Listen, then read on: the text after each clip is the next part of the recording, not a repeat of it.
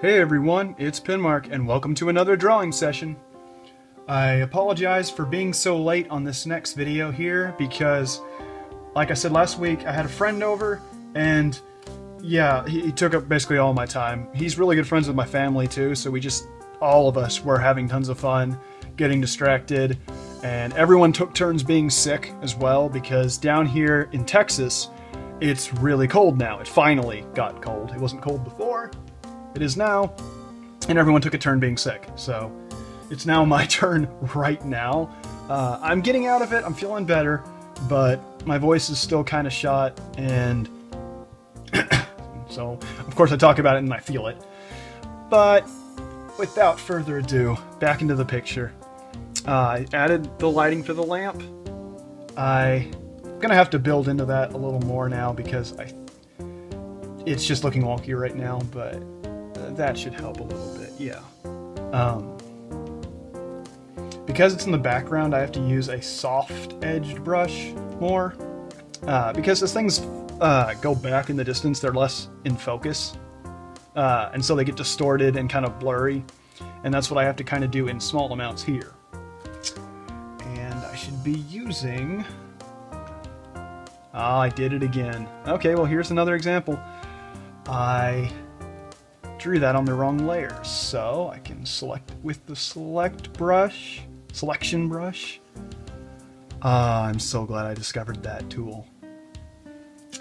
I can't believe I've been drawing this long and never used the selection tool. Because look, it changes everything. I'm now going to go to selection, right click, layer via cut. It'll now be on its own layer, as you can see. And I will move it down to the background layer. Actually, before that, there's a tiny bit left. Zoom in to show you guys. There's a tiny bit of the edge, I think, of the ear. Wrong one. Here we go. There's a little bit on the ear. So I had to erase that. Now that looks good enough. And I might use the smudge tool a little bit because the smudge tool blurs things, and that's okay when I'm doing a background. Now I will merge it down. There we go. I've got a basic frame for what is this? Come on, a lamp? Yeah, a lamp. I'm still learning to multitask as I draw, so you have to be patient with me. I'm getting there.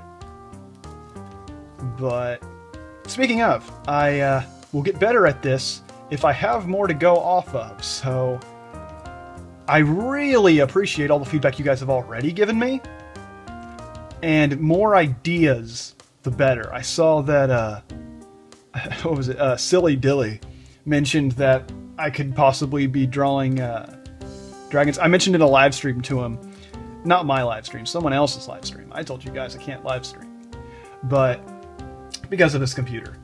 But I was at another live stream of someone's, and at that live stream, someone mentioned dragons, and I used to draw dragons a lot in high school.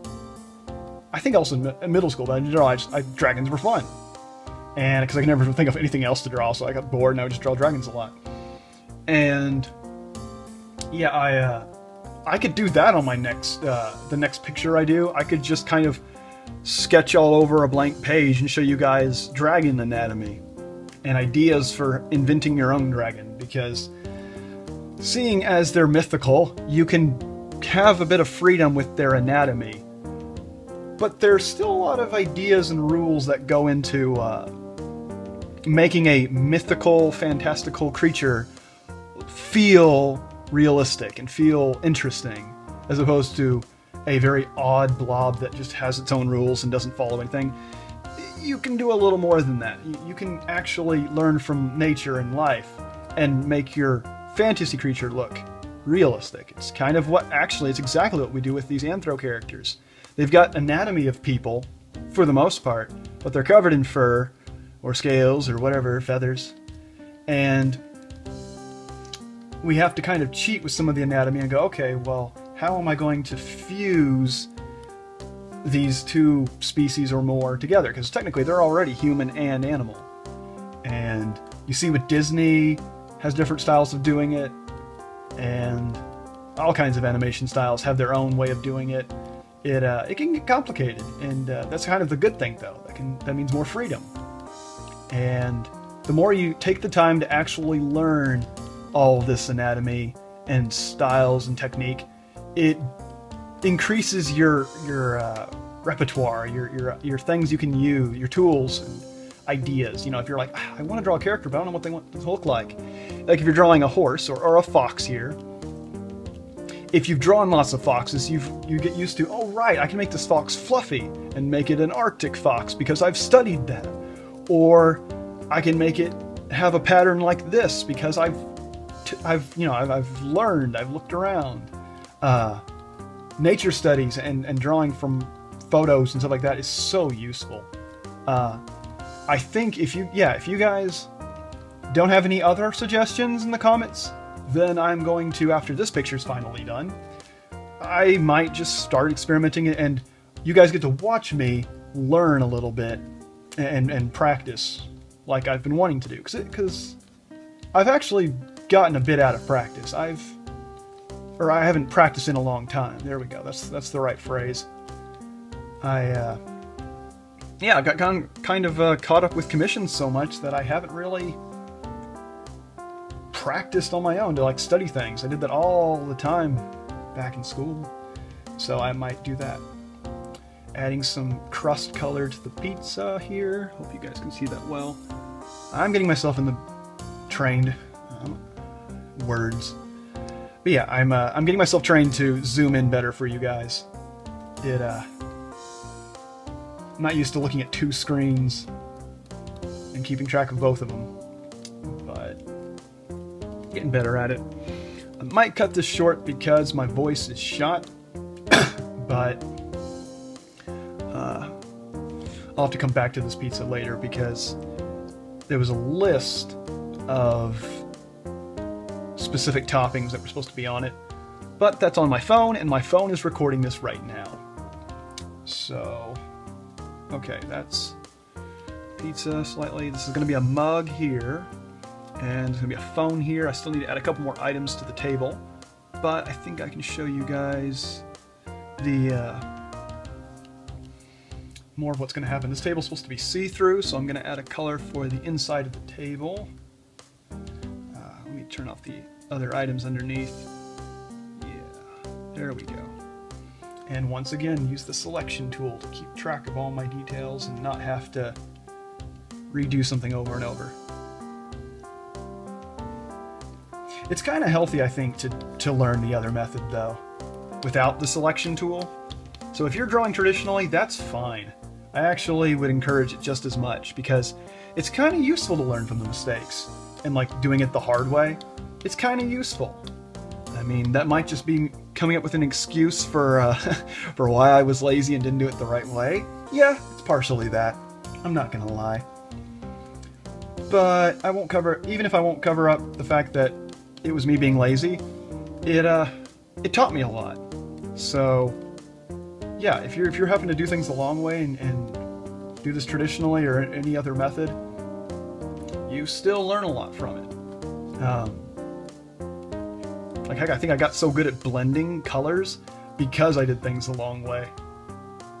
I'd have to cover up a mistake like that. I'd make a mistake, I'll show you at the bottom. Even with the selection tool on, I went too far on that edge of the table on the inside, so then I had to learn to push the eyedrop tool, click that color, and kind of blend it back in correctly. So, yeah, I mean, it's okay to do pictures sometimes to experiment and not really ever do anything with it. You know, draw like no one's watching. So, yeah, don't get too caught up with the final result has to be perfect. You'll see when I do free-form sketches without even planning it. This all has been planned, so I'm kind of cheating here. This has all been planned. I've sketched this multiple times on paper, and then on the computer, I'm redoing parts all the time. So this is a little unfair if you see this and go, oh man, I can't do that. There's more to it than that. I'm not this perfect and suddenly drawing things all the time. I mean, heck, even as it is right now, when I look at my best work, I still have a lot to learn. So Be more, give yourself more credit. Drawing's hard. So, yeah, this is a glass table, at least part of it is. So now you can see here, I've done the inside of the table for the most part. And I'll be putting light effects over it. I'm probably gonna do it on another layer. Yeah, I'll end the episode on this because my voice won't hold up much longer. But yeah, I'm gonna do a very light. On a new layer, I'm doing this. A diagonal direction usually works best on glass. On a low opacity, and keep in mind of a light source because this is a table. Excuse me. There's going to be a little bit more light towards the bottom of each of these glows, as you can see. I might even build it a little bit more. Not too much, but a little bit. Yeah. And as I add the objects back on, I'll be able to see where there should be a shadow or a reflection. I can keep the selection layer, as you can see, that little selection part is. You can see that little dotted line? Good. Yeah, I'm then going to start thinking of, okay, here's the box. It's reflecting, now technically it's reflecting the other side of this pizza box, and the other side isn't receiving any light from the TV, so it's going to reflect a very dark color. So not quite a black, but a very dark color. Ooh, excuse me. Apologize for that. Doop-a-doop-a-doo. Okay. Yeah, there we go. It's starting to, there's a reflection on there, but it's a light colored reflection because, yeah, the other side of the pizza box is a gray, or it's white, but it's going to look gray. There we go. That's looking right. The top of it might even be white because it's showing the light just peeking over the box. Yeah, I can probably. Another thing you can do, last tip for the episode, is to hold shift when you draw, because it will do this. It'll keep it aligned horizontally or vertically, but you can also click a spot, then hold shift, go to a new spot, and then click again, and it made a line. So if you can see that little line, I'll do it again, really zoomed in so you can see it. I clicked somewhere, press shift and hold down shift, look where you're going to aim, and then it added that line. And that's really convenient for adding tiny details that need to be straight as opposed to wobbly and curvy. So yeah, as you can see, I'm starting to add the shadows and reflections on this glass table. There's a lot that goes into this picture, and as you guys have seen in my speed paint videos, even when it's not sped up, I work a lot more streamlined and a little faster, so that will help. Don't know how far I'll go on this and how much progress you'll see in the next video, but yeah, I'll be doing some of this off camera, as you saw some before. But anything you want me to talk about or handle in the next video, just let me know in the comments. I'm really, really appreciative of all of the feedback and questions that you guys have, or just ideas, any of it. I appreciate it, guys. That's it for this episode. This is PenMark, and I will see you guys next time.